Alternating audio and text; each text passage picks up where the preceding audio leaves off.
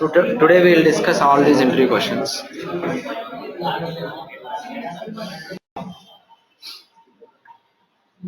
After we discuss these questions, we'll do something other things. Okay. So these are the client interview questions I remember. Someone has sent me. What is organization, class structure, and different types of layers? So what are the layers? First of all, organization layer, division layer, unit layer. This is work. This is what is this? Implementation class group. So implementation class group inherits from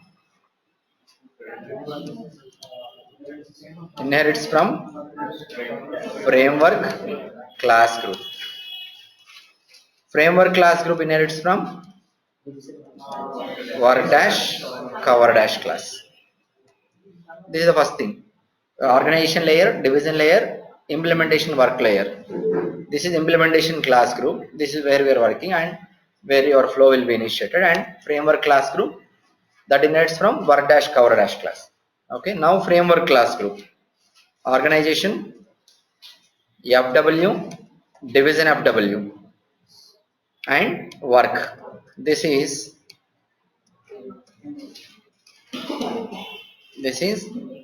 framework class group. This is framework class group. You know, right? This derives from, already I told you about.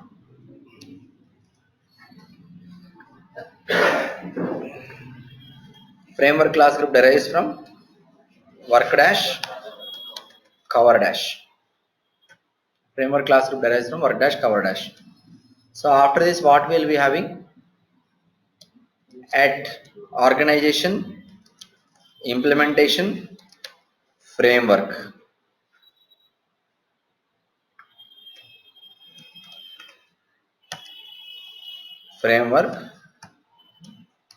We have data and integration layers.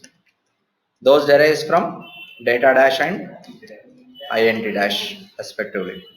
Okay, these are been deriving from data dash and int dash respectively.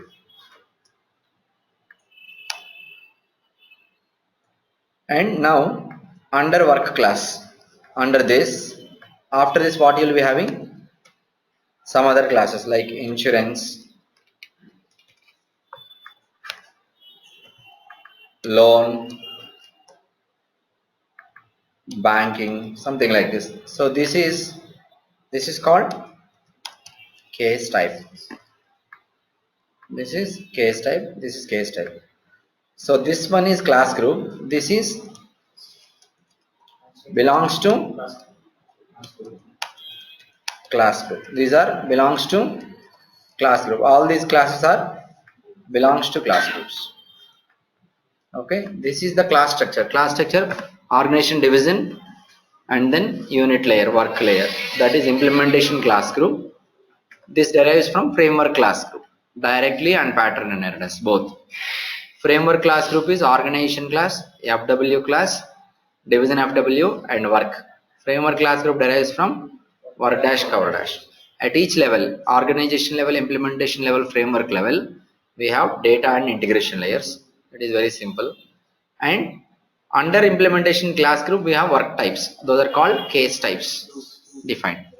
Okay, you can say this is work type or case type defined. Those belongs to class group. Data classes are does not belong to class group. That is what anyone is asking your class structure. First you have to tell about implementation class group and then framework class group, data integration layers. After that, work types or case types. That's it. That is class group. That is class structure completely. So in our application also we have same. This is implementation class group. So if you open the class rule form for implementation class group,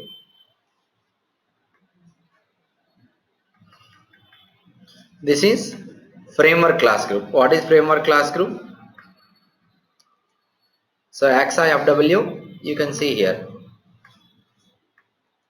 This one I'll open here. You can see AXA FW, AXA vehicle, FW work. Implementation class group is inheriting from framework class group, direct plus pattern also. Framework class group is inheriting from work dash cover dash, work dash cover dash from work dash will be from base class. Now coming to this layer, after organization you have organization data layer, right? This is organization data layer. At the work level you have you have again data layer. After this you will be having work. Okay, hang on.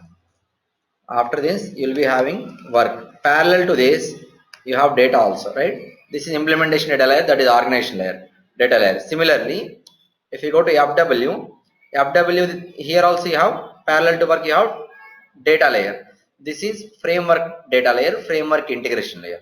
Like this you will be having data layers and integration layers at organization level, implementation level, framework level. All these will have data layer, integration layer, data layer, integration layer, data layer, integration layer.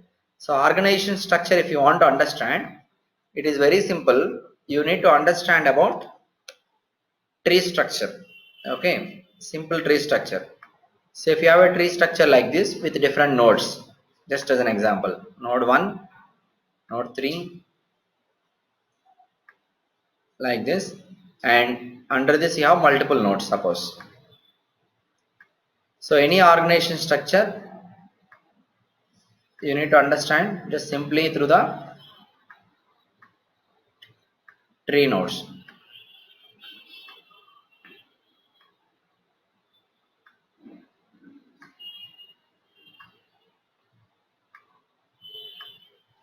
So now this is organization, let's say organization. This is division 1, division 2, division 3 and so on. This is unit 1, unit 2. Again here unit 1, unit 2. Again here unit 1, unit 2, unit 3. It is very simple. If anything is available at top level, that will be accessible at all the bottom levels. Division level, something is available, that will be accessible at connected units of that division. The same way organization data layer is accessible across anything that you want to access reusable, you will kept at organization level data layer. Anything which you want to store, utilize at division level, so making that it is being accessible, it is being reusable across one division, you make sure you are going to put under the division level data layers and integration layer. Similarly, framework is for class groups. Anything that you create under framework will be accessible to all class groups, because all class groups inherits from framework level data integration layer. If you are defining something, making sure you are using at all class groups. And framework, when you take it separately, that framework will be available for other applications also if you install there. Okay, that is what meaning of framework. So this is the class structure. Simply class structure: organization, division, unit, implementation class group, organization FW, division FW, work, framework class. Implementation class group derives from framework class group, framework class group derives from work dash cover dash. At each level, organization and implementation and framework, we have data and work, data and integration layers. Under the implementation class group, we have work types or case types. Clear? Address right side. Okay. So what is the different mechanisms to initiate a work object? To initiate a work object, I mean to create a work object or to create a case, what are different mechanisms? What are different options will be given to users to create case at runtime? What are different options? Users. He is asking about users. What are different options? First one is portal create menu, right? Portal, this is one way. So this create menu means here it can be a case type or it's a flow. So if it is a case type, suppose it is a case type, what is the starting flow? Starting flow and py start case. Suppose if it is a normal regular flow, your flow only starting flow. If it is a flow, then it's your regular flow creates a new work object selected on the flow. But for this flow also py start case creates any work object is selected, but this one we will select when we create manually. The other one that is already been selected by default. When py start case is available, it will be available with that option chosen. Okay, this is about, these are the two different ways. Any other ways? Use at runtime. So runtime, we can call activities. We can call activities to create cases. What are the activities we can call? Add, add work. These are two activities. And what else? New, new from flow. Both will take same parameters. New from flow. These are runtime calling from activities. Other than this, email instantiation. So, and you can create from agents or listeners, anything by calling these activities. Okay, email instantiation process is available. Whenever an email arrives into the inbox, automatically case gets created. That is at runtime. So like this, there are different ways to create work objects in PRBC. Okay, this is clear. This is through Pega. Suppose in a screen flow, if you are having 4 assignments, next question.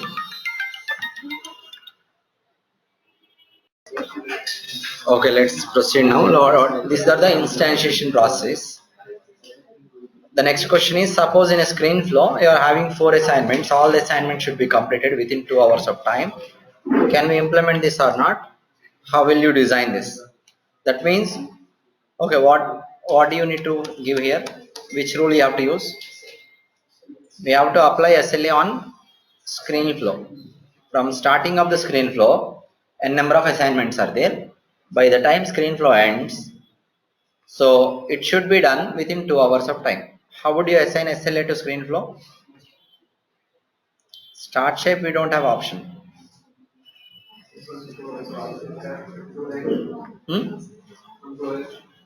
Where is it? So if you open screen flow, in the screen flow process tab, here you have SLA, service level. If you apply SLA here, this SLA is applicable from starting to ending of this flow. And if you have the same SLA being called on the assignments, what happens? Suppose I am calling SLA 1 here. Same SLA 1 I am calling on assignment, but it is not there in screen flows, assignment level SLA.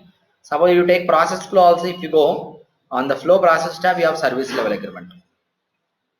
Same SLA rule you can call on also an assignment, right? So first thing is, the answer is in the screen flow process tab, we can call SLA. In the screen flow, or it can be a process flow also. I mean, when I say process flow, it can be a subflow. Let's say subflow. On process tab, we can call SLA. The same SLA if I apply on assignment also, what happens? Assignment level is which one? After completing the flow, will it execute 2 SLAs or 1 SLA? If 1 SLA or 2 SLAs? If 2 SLAs, how it will execute? If it is only 1 SLA, which SLA will be executed? It will execute 2 SLAs. Start of the flow, it will start executing the one of the. It will execute 2 SLAs at start of the flow, this one, and the assignment, that one. Okay, if you say that, same SLA we are calling, right? SLA is 2 hours. Assignment is 2 hours. By the time assignment, suppose if you take 2 hours, will that expire this flow level SLA or not? It will breach or not? Then if you have this situation, flow level SLA is going to take the priority, it will override SLA, assignment level will not be considered. Okay, it is just a basic understanding. Suppose if you have 1 hour SLA, you call it in flow, means 4 assignment in 1 hour. The same you call it an assignment, then that assignment in 1 hour. There is a conflict, right? So it will not work. Assignment level SLA will be overridden by workflow level SLA. What is this? How can we trace someone's work in production environment? If you want to trace the work of someone else in production environment, how would you trace? Okay, log into SMA. Thereafter, choose the requester name, whatever the requester ID will be there, right? That, and then click on remote trace.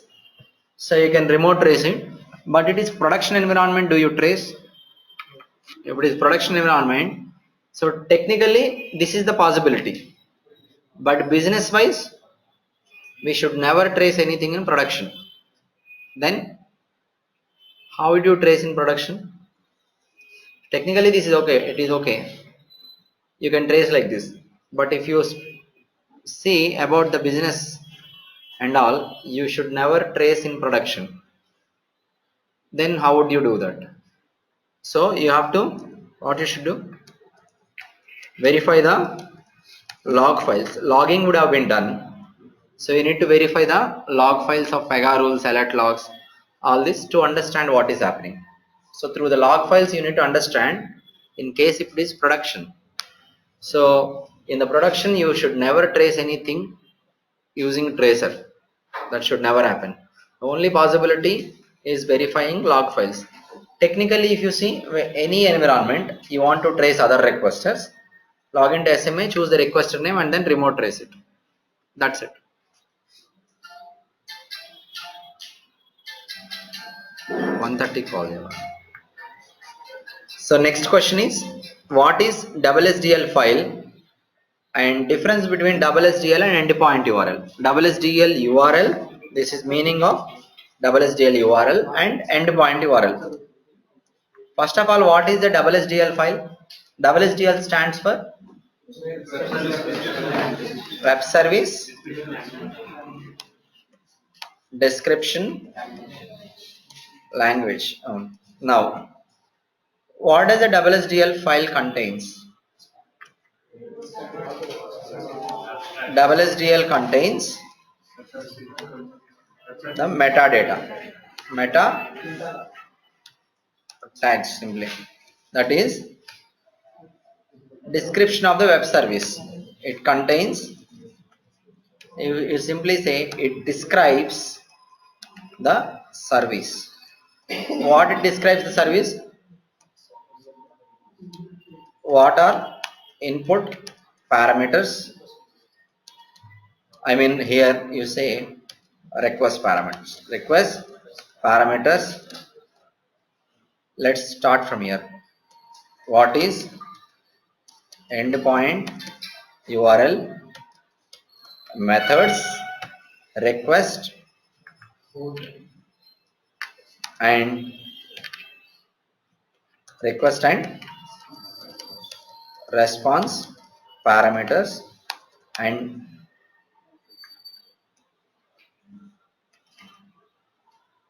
its XML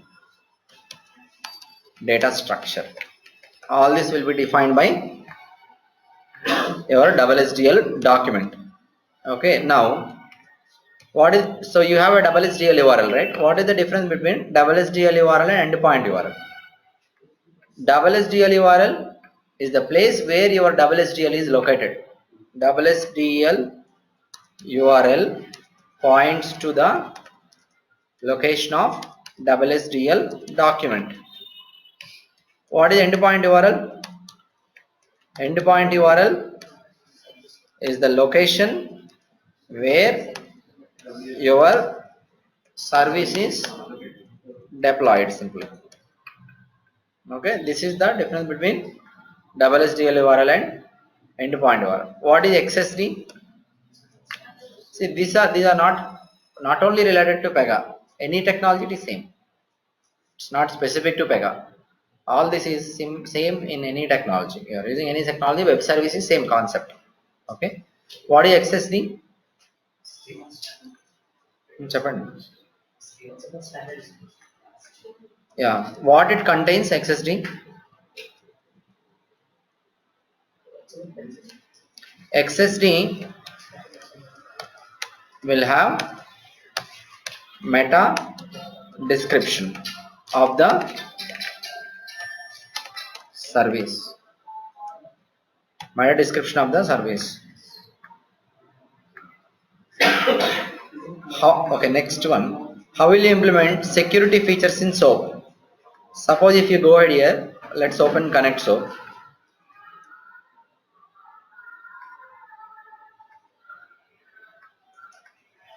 These are straightforward questions mostly. Connect SOAP. So how do you implement security features in your SOAP? So if you go to say this one, so here you have enable security. There will be some WS configuration files. Enable WS security. You can go ahead and enable WS security. You should have the security profile built, and you should have the WS security files, property files. Some of things will be there. So those you need to give. This is one way that you are going to have the security. So I will tell you. First one is you can read about WS security on the web. WS security. Okay. What else? So generally, how do you implement a service? Whenever you are going to connect to other service, how do you design your systems? That you should know. Okay.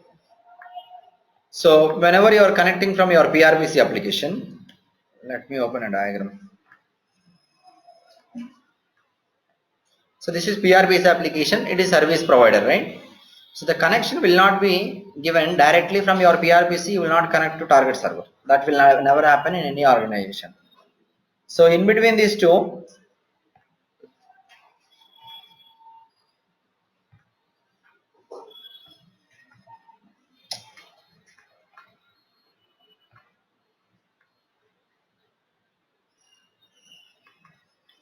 so any external system when you are integrating, this is your PRBC application. This is a service at the other end. From your PRBC application, so you will be first redirected to intermediate servers. These intermediate servers are the web servers. Like web admin team will be there. Those people will be working on it. Okay. And from intermediate server, it will go to actual service. See, between your intermediate server and actual service, again service provider may have some other servers. Depends. They will be having definitely. See, the service provider is going to provide you WSDL URL. So based on the WSDL URL configuration, you are going to get the endpoint URLs and all, right? So these people, the service vendor will provide the required endpoint URLs, WSDL URLs, all this data to web server team. Now what web server team is going to do? Credentials, everything. They have encrypted username and password. Encrypted username and password will be provided to these people. Web admin team are going to use the web services and configure these URLs. In the server, they will be configuring screenshot. Okay. In the server, they will be configuring. Here they will configure endpoint URLs. Endpoint URL 1. Like that, they will configure endpoint URL, WSDL URL and all. For these URLs, they will give the masking URLs to you. Masking URLs of this server. This server URLs they will provide you with some parameters identified. The parameters are which application you want to connect to, what are the credentials. Those credentials are encrypted and given to you. Now you are going to configure the endpoint URL when you are making a service call, right? Endpoint URLs you will place in DSS. You will read the endpoint URL, username and password. The username and password you will be passing in the XML nodes. I mean headers. In the headers you will be sending username and password. Body will contain request, XML request.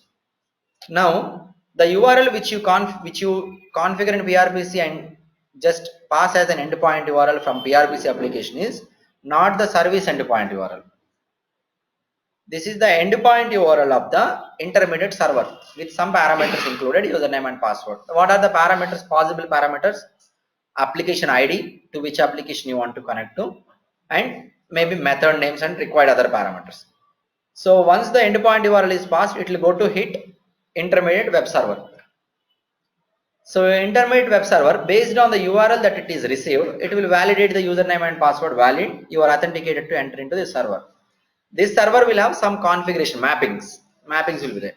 For this URL with these parameters, what is the actual endpoint URL? It will read. Reading that actual endpoint URL, it will connect from web server to actual service. So with taking encrypted username and password, there these things will be decrypted at the other end. Once it receives, it is going to send the response back to your actual application server that will be received via web servers.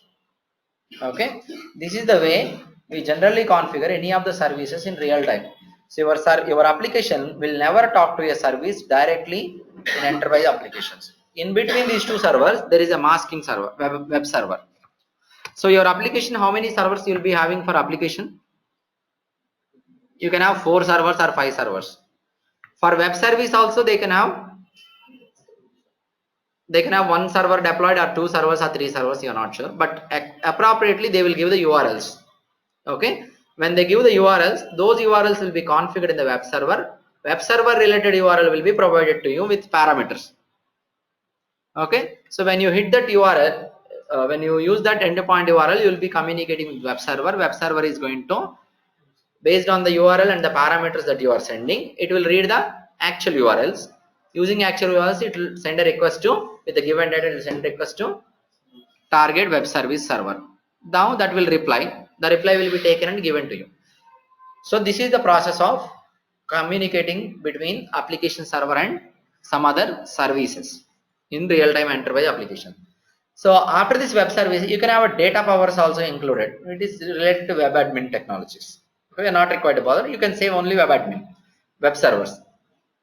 This can be IBM WebSphere web servers, or it can be web server environments will be there, right? IBM related or any other vendors. It depends. So the work on these servers will be done by web service, web admin teams. If you have any issues at the service, suppose you are sending a request, service is not responding, or you are not getting the proper response, there is some problem.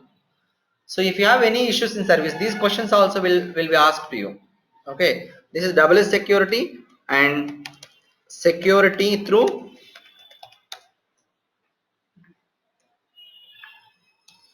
encrypted username and password sent in the headers of XML. Okay, so you'll be having those web servers and all. Okay, next thing is, possible other questions can be, when we have an issue with the service, let's say you are not getting proper response from service. Okay, this is the issue, proper response from service. So how would you troubleshoot this?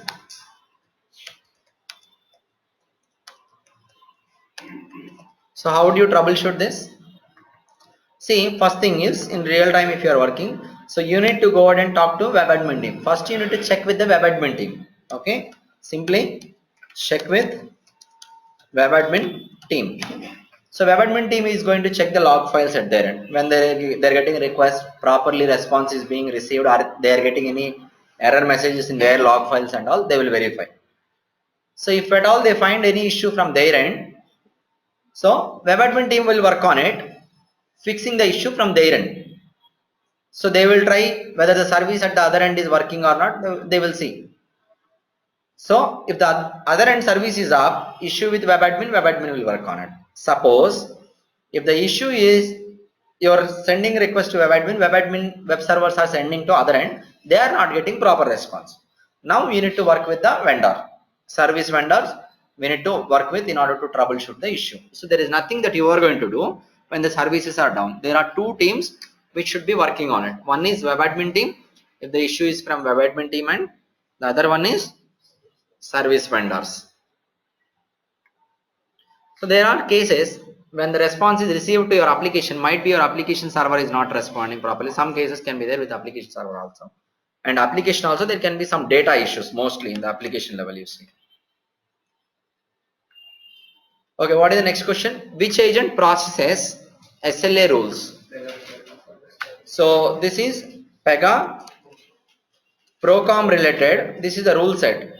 Usually we'll maintain the agent's instance with the rule set name. In the Pega Procom rule set related, Pega Procom rule set agent's instance will have an agent. What is the agent name? Service level events. This is the agent. So in the Pega Procom rule set related agents agents instance will have an agent called service level events. This is the agent which is responsible for processing SLAs. Okay, what is the next one? There is a concept of soft locking. What do you mean by soft locking? We have default locking and optimistic locking, right? So the locking that you perform using obj open or obj open by handle by selecting the checkbox lock. This is soft lock that we are going to acquire a soft lock on it.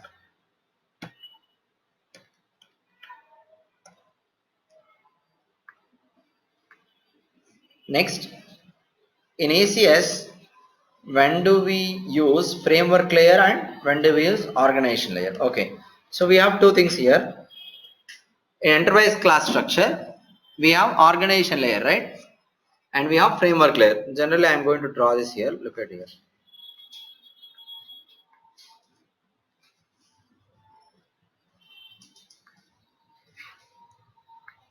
So this is organization. Under this we have division. Under this we may have class group 1, class group 2, that is unit layers, right? Class group 3, like this you can have n number of class groups.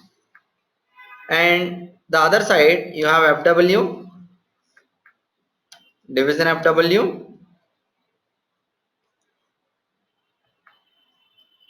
okay, let's say here you have FW, you have division FW, and you have work. This is framework.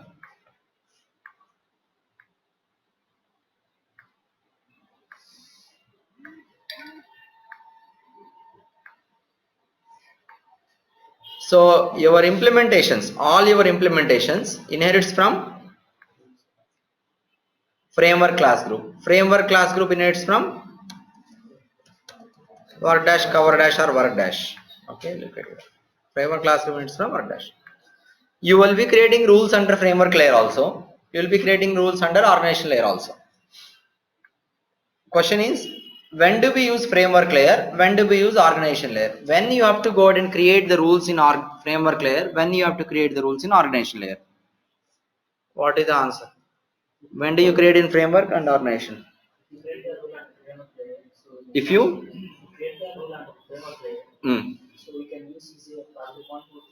if you create any rules under framework layer, you can use those rules under class group 1, 2, 3, 4 and so on, right? Because all these are inheriting. Next, if you create an organization layer, you can use framework layer, you can use under class group 1, 2, 3, 4 and so on. If you create in framework layer, you cannot use in framework layer. If you create an organization layer, you will be using in class group 1, 2, 3, 4 and so on, as well as framework layer. If you create in framework layer, you can use in framework layer as well as in the class group, same, right? Then why we need framework layer? You create anything in framework layer that can be accessed across all implementations, right? Of n number of divisions. You have n number of divisions, all division related class groups will inherit from framework only. Correct or not? Same, you create under organization, all division class groups will reuse those rules. Correct or not? Both are in the inheritance path, right? Then why do we need a framework layer?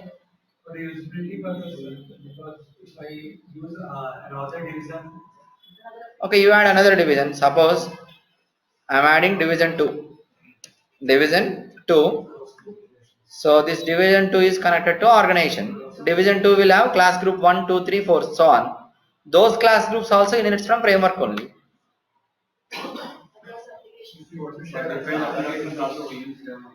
So purpose of framework is it's not limited to one application. It's for different applications. This is one server, one application is running, Pega application. Suppose if I want to use the same framework in Pega, other Pega applications, I have to take a product of framework application separately and install that. That is the purpose of framework. Framework is not limited to one application class groups. In n number of applications, you can install this framework so that framework will be available. So organization will be available across multiple class groups, as well as framework also will be available to across multiple class groups. But the thing is, in that case, why should we create framework is, framework is going to be, can be taken as a separate layer, separate package, and can install on another server where PRPC is there. That can be a different application. So you design framework once, it can be used anywhere. That is what Pega frameworks. On top of framework, you create your implementations.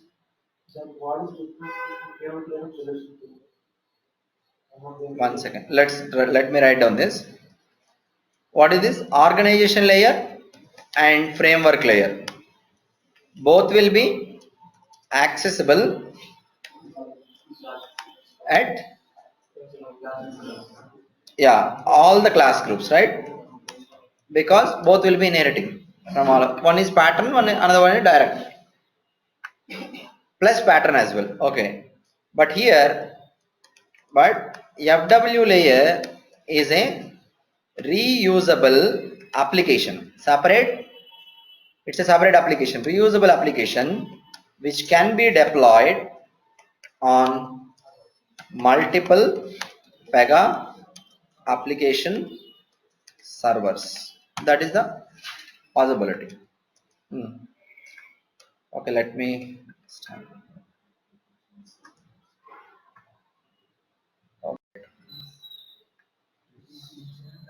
Okay, this is clear. So this is about organization layer and FW layers. Next is, we have a data page. It is getting populated from external table. Then how would you configure the load mechanism of the data page? So how would you configure load mechanism? Suppose I have a data page which is loading the data from external database. What is the load mechanism configuration? That means source will be there, right? I'm sorry. Load mechanism means, is it something like refresh strategy?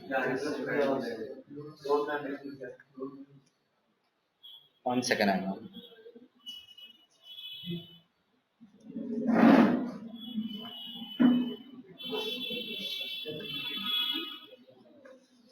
So you have a data page, right? So are they asking about, then how do you configure load mechanism? Load mechanism, do they mean data source or they mean load management? Load management. They are asking about.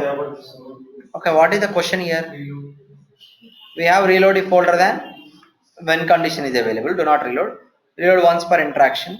These are the options. Maybe they also if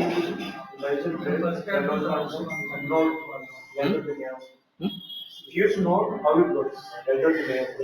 If you use no, how it works? Any level, the same kind of refresh rate. You change something. You select node and what it will show?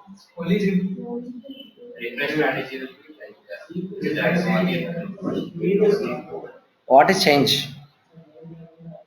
What is change here? We don't have once per interaction or that is okay. Reload once per interaction is every time you are doing it. That is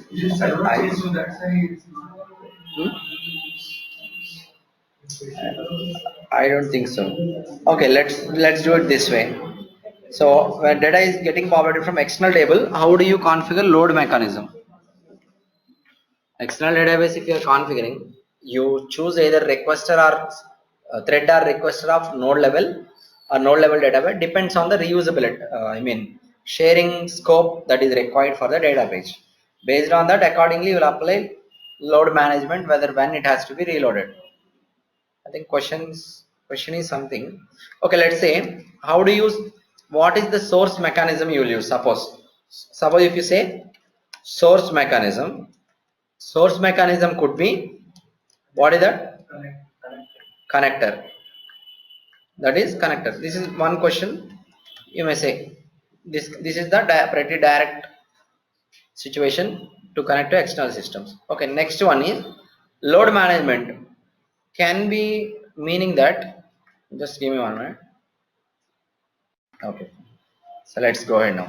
So load mechanism, it can be like, how would you know when to refresh the data page? How do you know when to refresh the database? Meaning that whenever the data in external database changes, the data in external table changes, how come PRPC D page gets refreshed? Okay, let's say suppose you are loading the data from external database tables and all. So where you have loaded today, suppose personal interest rate, you are loaded 15%. Okay, that is one database property. So you are using it continuously, you have it 6 months refresh strategy, but within these 3 months only they would have updated, federal departments would have updated this database, external database. Now how PRPC knows that this data has been updated? That might be the question. So how would we implement this? There is option for when condition is there. When condition is to verify condition. First of all, if database updates, how would you know? ఎలా తెలిసింది?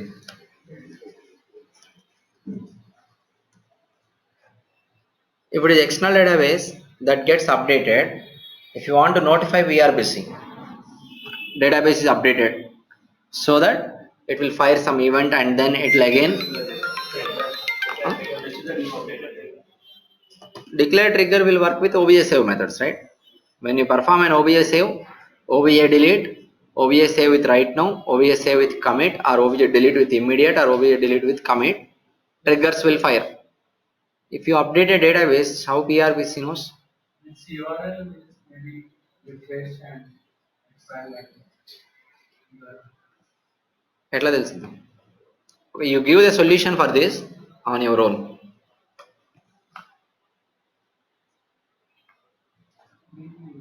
So now my requirement is, I have a data page.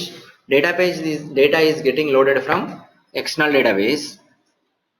My database should get refreshed whenever the database updates there. Someone is going to update, right? So external database, I will not be doing it by OBJ save or OBJ save. I am not using to fire the trigger and all. I think external database, it is not required. You will use queries and all. So how would you come to know when this database gets updated? This is the question. You need to refresh the database when this database gets updated. How would you implement this? Suppose if it is internal table, you want to update it, you will be firing some OBJ save or instance will get saved. You will write a trigger. Trigger is going to call an activity. In that activity, you will be refreshing the data page. It is not trigger, it is not internal, it is external database then. So you need to create an agent. So agent should run for every 30 seconds or every 1 day or every night, midnight, 12 o'clock or something like that. Accordingly, the frequency of data that you expect that it is getting changed, agent will monitor that table. So you can save this data in your one of the table. Agent will fetch the old value. Agent will fetch the table value. Today when it wakes up, it will compare value is changed or not. Value changes, immediately it is going to fire an activity. It is going to fire an activity. So what is the activity? What is that you are going to write in an activity? In the activity, you need to refresh this database. How would you refresh? So in the activity, you need to call one OOTB activity. What is that activity name? Page at flush data page. This activity you need to call and pass the parameter of database name. If you pass it, database will be deleted. Next time when you request, database should be created, right? Database will be created, database will have a source. Source is going to make a call to source database and latest data will be loaded. So this is how you need to understand to use all types of rule integrating. Agents you are integrating with activity, what are the different purposes you can use? This is like this. If you want to listen to a database, external database, how do you listen? You cannot listen. The only way is you have to write an agent will monitor the table every 30 minutes or something. Then you need to fetch the value and compare with the old value, where old value we should have a repository updated, then execute agent activity. Okay, precondition continue, otherwise exit out of the activity. That's it. So that is what you have to do. What is, I'm not sure about it. What are different ways to expose a property? So you are going to expose a property, right? First of all, what is meant by exposing a property?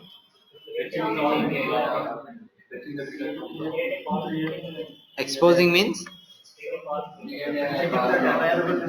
yeah, with this property name you are going to alter the table to create a new column, and blob content you will be copying into the latest created column.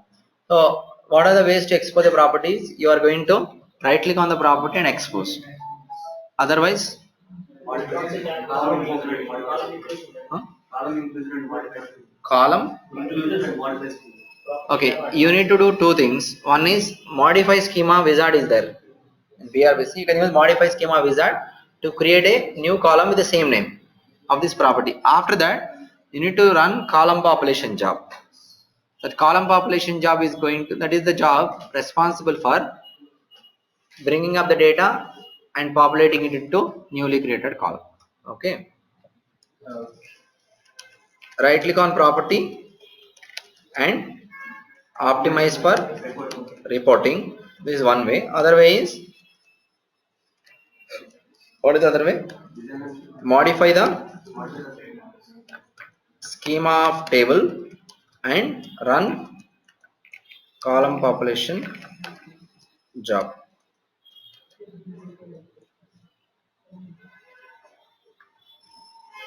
Okay, what is this now? Next one. What is the difference between association joins and class joins? So if you go to report definition rule, in the report definition rule you have class joins, index joins. Below that association joins is available. That is introduced from Pega 7. What is the difference between class joins and association joins is? What is the difference? Association means when we can use those, when we can create one class. Class joins. What is that? Association join means when we use regularly the table when which table is regularly we use, we can use association for that. You cannot regularly using class joins. You know, means automatically take from No. Class joins requires a common matching column between classes. So the data should be matching and all, it should be there, common matching column. You go for associations when there are no matching columns in the two classes.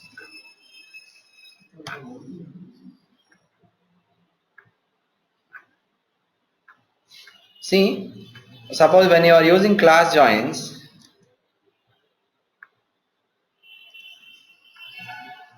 where is it? Report definition rule? Reports, report definition rule. I'll open existing report definition rule. Hang on, for you to better understand.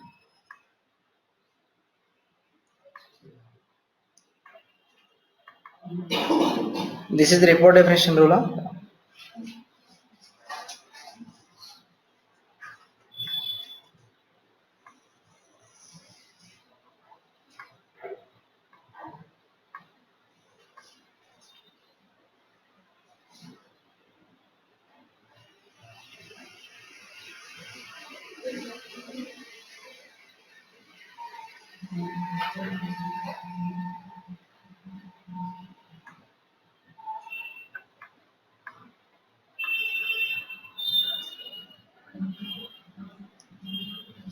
database, right? Okay, this will have report definition, no issues. Report definition, right? Open this. So this is existing report definition rule to fetch all the work objects assigned to one operator, work list related report definition. If you go to data access tab, we don't have any joins here. Assign dash work list.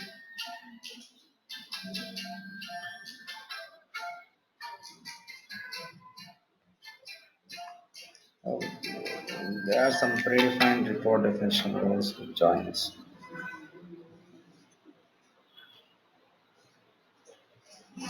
Goal time, all this is from work table. Huh?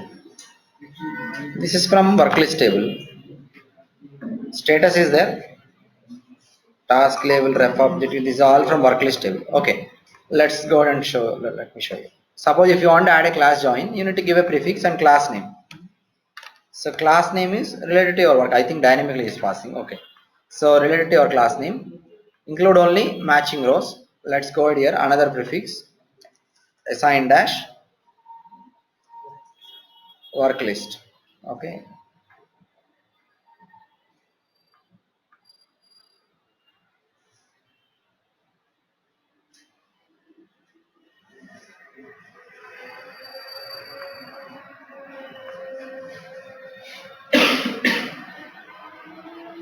So you got an error message, right? A join was defined with no join conditions. So you need to go ahead and choose one of the join conditions. So sf.pj equal to pj ref object ins key. What is this one? Assign dash work list, right? Okay, okay, chalu. Let's do it with only one. So you have this condition where in which you are going to mention the prefix I have given for work table. Work table pjdins key is equal to reference object keys in the work list table. So you have defined a join now with this one.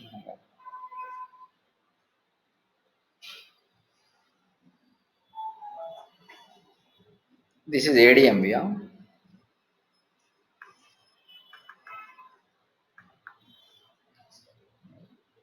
Okay, in context, okay, this is not there in the context. Let's say we have everything in the context. Okay, then see, if you are going to have these joins defined with classes, you need this condition to be satisfied. Suppose if you add another join, when which there is no condition, let's say another class group.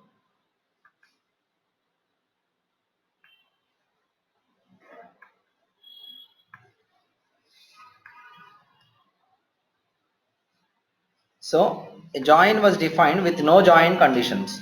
So in the join conditions, you should have matching column. This pjdins column is a reference object ins column in the work list tables. That should be defined. Without defining that, you cannot join. But if you go to association rules, so these are introduced in Pega 7 only. Let's go here. Where do you define this? Prefix and class. Will that be available automatically?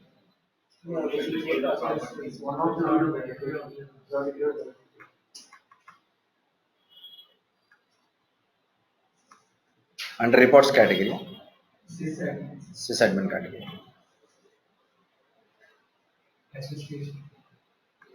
Okay, let me open association.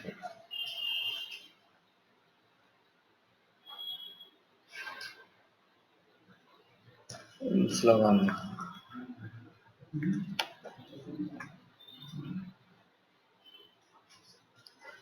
Test association rule. You can give the class name, you can add the joins here, but here, okay, as far as I know, whatever that I have read, because I did not work on it so far, associations can be used where there are no matching keys. Let's look at the help of this.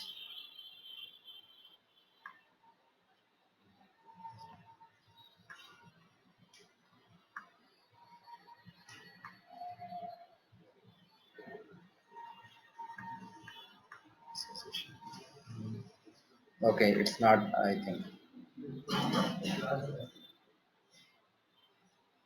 Okay, from this we can say, okay, it's like, as you told, like automatically it brings up the joins, like a reusability, simply. Yeah, both. Class joins means, okay, that is what reusability. Then class joins, suppose if you are doing class joins on report definition rule, report definition rule 1 you have created, you need to define the class joins, matching keys of two tables. This is limited up to this report definition. Second report definition you create, you need same kind of joins. Maybe you will do different select query and all, different where condition, but joins is same. So there also you need to again mention the joins. Instead of this, create joins as a separate association rule, and once you create joins as the association rule, it will pre-populate in the data access tab mentioning the matching columns. Automatically it will pre-populate in the association. This is pretty straightforward then. So this is association rule.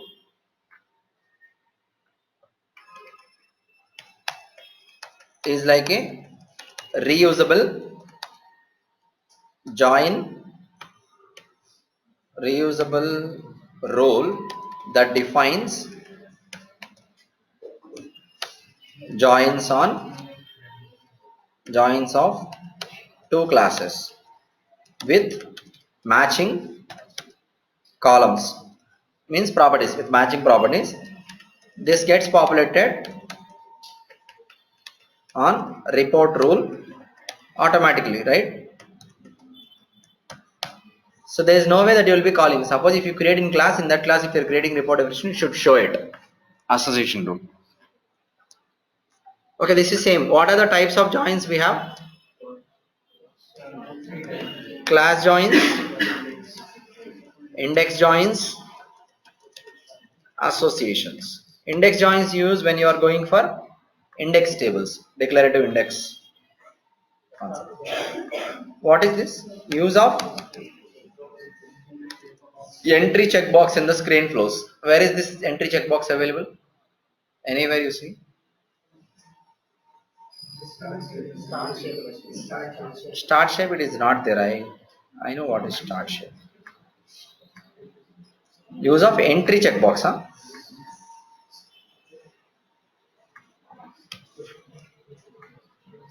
Anyone see that entry checkbox somewhere? Hmm? Process tab? We don't have it, right? Hmm? On the assignment should be there. Start shape, it is not there for sure. Perform post processing, enable entry, huh? Only allow post processing. Start shape. Save on last step is there. Let me open process tab. Sorry, process flow.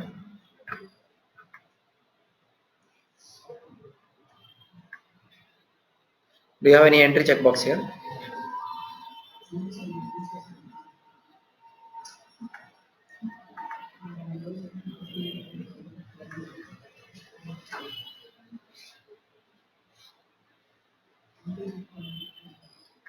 Not sure. Did you find anywhere this entry checkbox? Maybe previous versions, I am not sure. Maybe previous versions it is not, it is there also, I am not sure, even previous version also. Okay, anyway, so leave it. These are the questions that we have discussed. So that is enough, I think. Mere pumping questions. What are the questions that you had sent? Harsha Pega 1. What is your mail address? 1 second, I'm on. Okay, we see this set of questions now, and some of the questions we'll see, remaining questions we'll see later. What are the questions we might have discussed? What is the difference between data transform and activity? What is the difference? What is the difference between data transform and activity? What is the difference?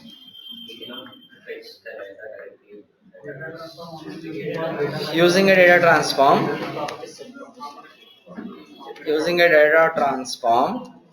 we cannot run obj methods, meaning that tables, and connector methods, right?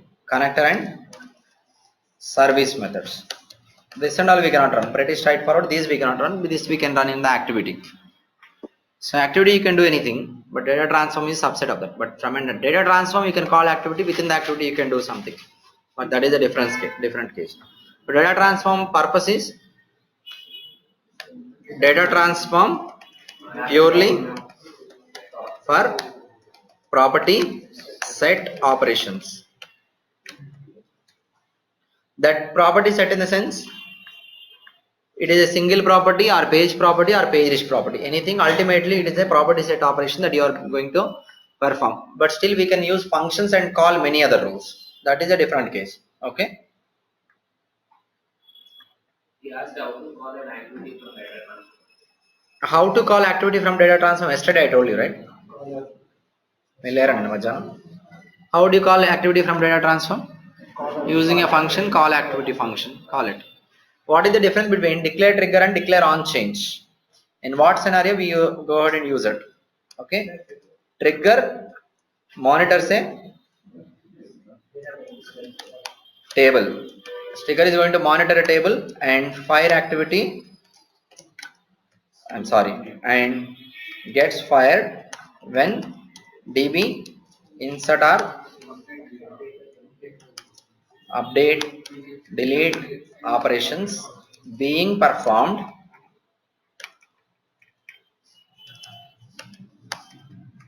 Does it mean if I directly go to table and insert, will it work? Table I am going to open and do perform insert, update, delete by obj methods. By obj methods. Only obj methods are going to fire the triggers. What about the other one? On change. What is on change? On change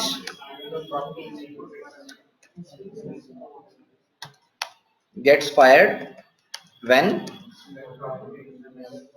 whenever the property value gets changed. So this is going to execute activity here. This is going to execute activity here. Okay. Business requirement means if you want to work on database whenever any insert update you will be using triggers. Any requirement you can mention. Actually, he's expecting answer like if there is something change in import, then we'll go for on change. Like if there is any change on like database or You can make it something more. On change gets fired whenever the property value gets changed on clipboard. he's expecting a keyboard. Okay, fine. Directly if you go to clipboard and update the value, will it fire the on change rule? Test change mirror.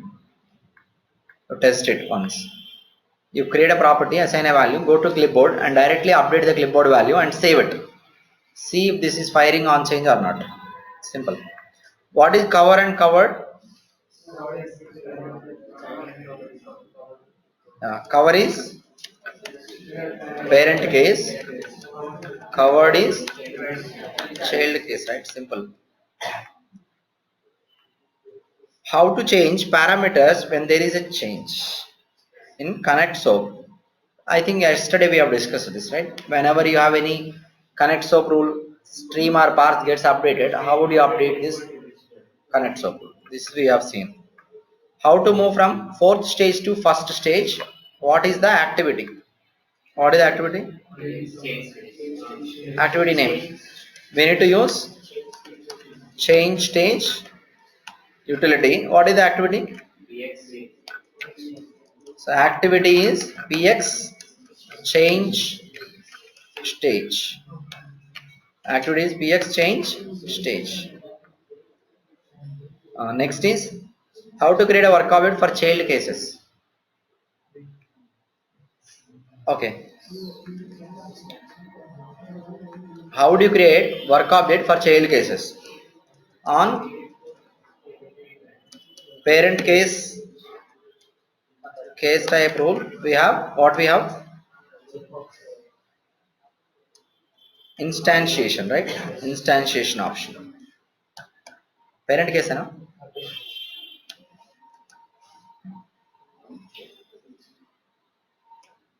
It's on parent case, right? Okay. What are the options?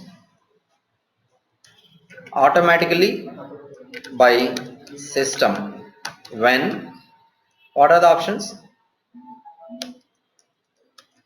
Parent case starts. There is an optional when condition.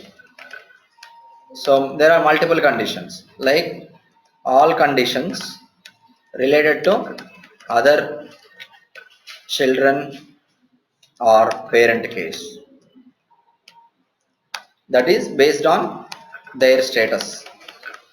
It can be creating cases. Other approach is manual instantiation. What is the next approach? We can use create cases smart shape. We can use create cases, case creator, create cases. Oh. Smart shape, huh? Create cases. We can use create cases smart shape. Okay, next is difference between OBJ and RDB methods we have discussed yesterday. How Pega knows on which classes joins operations has to be performed. How Pega knows on which classes join operations has to be performed. I don't know. No. Okay, we'll think about that later. Let's go ahead with how to connect to external database. How would you connect to external database? We need to create data admin database rule. DB name, right? I'm sorry. DB name rule. This is the rule we need to create. And pass the URL. And so here you need to pass JNDA connection pool or JDBC URL. So either of these things you have to do.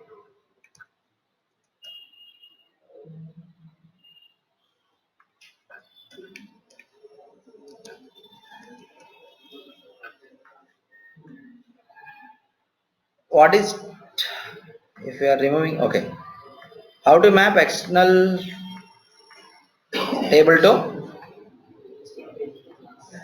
how to map external table to class, right? So how do you map? We need to create data admin DB table rule. So here what are the parameters? DB name, schema, and then table name we need to pass and do test connection. Test connection is going to do a test connection between these two, and any problem it will throw error message. Test connection, it's not mandatory. If you do test connection you will understand whether it is you have any issues or not. Just give me 1 minute.